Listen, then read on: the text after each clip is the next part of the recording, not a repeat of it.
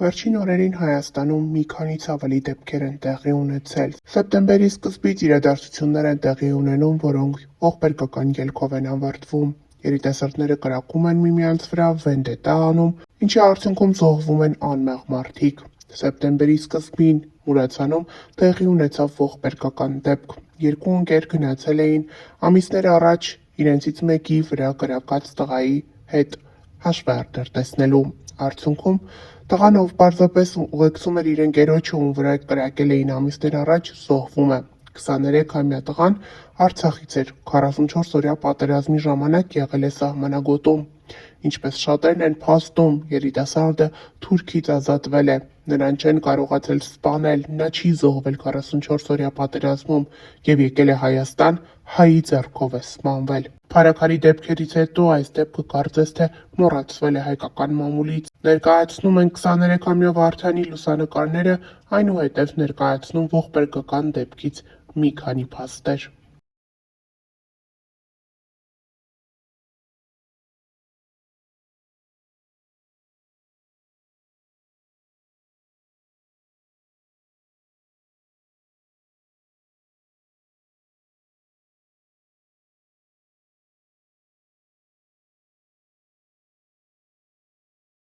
Օրեր շարունակ համացանցի քննարկման թեման օրեր առաջ Երևանում տեղի ունեցած փոխհրաձգություններ։ Հրազենային վնասվածքներ ստացած տղամարդը հիվանդանոցի ճանապարհին մահացել էր։ Պարզվել էր, որ երկու անձ աստիճանը դրել էին Ռոստովյան 17 շենքի մուտքի մոտ և փորձել էին մտնել շենքի բնակիչներից մեկի տուն։ Սպանության փորձի համար տնային կալանքի տակ գտնվող Արման Ախոյանի բնակարան։ Արդյունքում Ախոյանը զգալով, որ իր բնակարանի շուրջ տարօրինակ ձայներ են լսվում, գտնվելով տնային կալանքի տակ, վերցրել էր զենքը և կրակել պատշգամբ հասած ու իր տան ուղղությամբ զենք պահած անձանց ուղղությամբ։ Սկսվել էր փոխհրաձգություն, ինչի արդյունքում էլ մեկ անձ, որը պատշգամբից կրակել էր տնային կալանքի տակ գտնվող Ախոյանի ուղղությամբ, մահացել էր։ Իսկ հիմա ամեն ինչի մասին ամենասկզբից։ Ապրիլի 14-ին ժամը 16:15-ին Մուրացան փողոցում կրակոցներ էին հնչել։ Ձախ ծնկահոդի վիրավորում ախտորոշմամբ բուժօգնության էր դիմել Հրաչյա Ստեփանի Աղվերդյանը։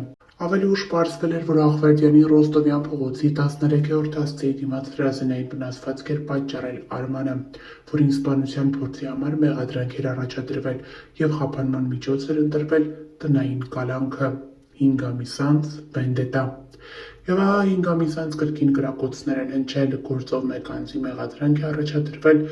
և խափանման միջոց ընտրվել տնային կալանքը։ Սակայն վիրավորում ստացած անձը Հրաչյան ու նրա մտերիմ շրջապատը գոհ չեն մնում իրավապահ համակարգի գործողություններից և չսպասելով քննության վերջնական որոշմանը, գնում են իրենց սպանել ցանկացող անձի հետ հաշիվ մաքրելու։ Ասել է, թե գործի էր դրվել վենդետան։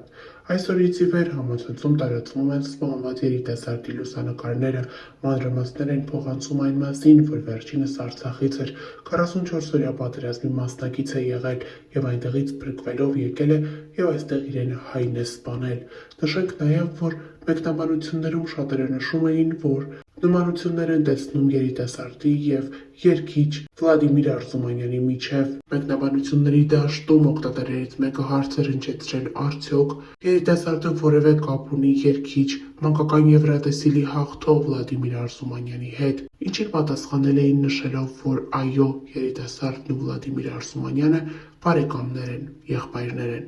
Հավելենք նաև, որ մինչ այս Վլադիմիր Արզումանյանը որևէ մեկնաբանությունով կամ գրառումով հանդես չի եկել և ոչ հերքել է, ոչ էլ հաստատել է տվյալ երիտասարդի հետ բարեկամական կապ ունենալու հանգամանքը։ Հիշեցնենք, որ սեպտեմբերի 11-ին Քննչական կոմիտեի Երևան քաղաքի քննչական վարչության, Էրեբունի և Նուբարաշեն վարչական շրջանների քննչական բաժնի քննիչը միջնորդություն էր ներկայացրել Երևան քաղաքի ընդհանուր իրավասության դատարան, որպեսզի դատարանը երկամսյա կալանքի որոշում կայացնի Երևանի բնակիչ 18-ամյա Արմանայի նկատմամբ։ Ինչպես հայտնում է ֆոտոլրագրող Գագիկ Շամշյանը, վերջինս կասկածվում է սեպտեմբերի 9-ին իր բնակարան ներխուժած Երևանի բնակիչներ 23-ամյա Վարդան Ա.-ի, Հրաչյա Հ.-ի և իր միջև տեղի ունեցած հրազենի գործադրմամբ փոխհրաձգություն կատարելու մեջ։ Կրակոցների հետևանքով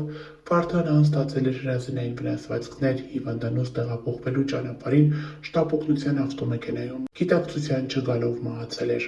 Արմանան ամիսներ առաջ Երևանում հրազենային վնասվածք էր պատճառել Հրաչյա-Հ-ին, ինչի համար էլ դատարանը նրա նկատմամբ տնային կալանքի որոշում էր կայացրել, ոտքին եղել էր բրասլետ։ Ինչպես հայտնում է ֆոտոլրագրող Գագիկ Շամշյանը, դատավոր Գևորգ Պողոսյանը դեռ փակ դատական նիստն անցկացնելուց եւ խորհրդակցական սենյակից վերադառնալուց բավարարել է քննիչի որոշումը, սակայն որոշում է կայացրել, որ նա կալանավորվում է ապօրինի զենք պահելու համար, իսկ սպանության եւ սպանության փորձի միջնորդությունները մերժվել են, քանի որ պարզվել է, որ նա կրակոցներ արձակել է, քանի որ հարձակվել ու մտել են իր տուն եւ ինքը ինքնապաշտպանվելու համար կրակոցներ է արձակել։ Որոշումը հրապարակելուց հետո Արմանան դատարանի դահլիճից տեղափոխվել է Արդարադատության նախարարության քրեակատարողական հիմնարկ։ Ֆոտոլրագրողի տեղեկություններով սեպտեմբերի 9-ին, երբ տեղի է ունեցել այս դեպքը, դրանից 2 օր առաջ Վարդանան եւ Հրաչյան այցելել են Ռոստովյան փողոցի 17 շենք եւ հենց այդ օրն են ցանկացել վրեժխնդրությամբ վերջ տալ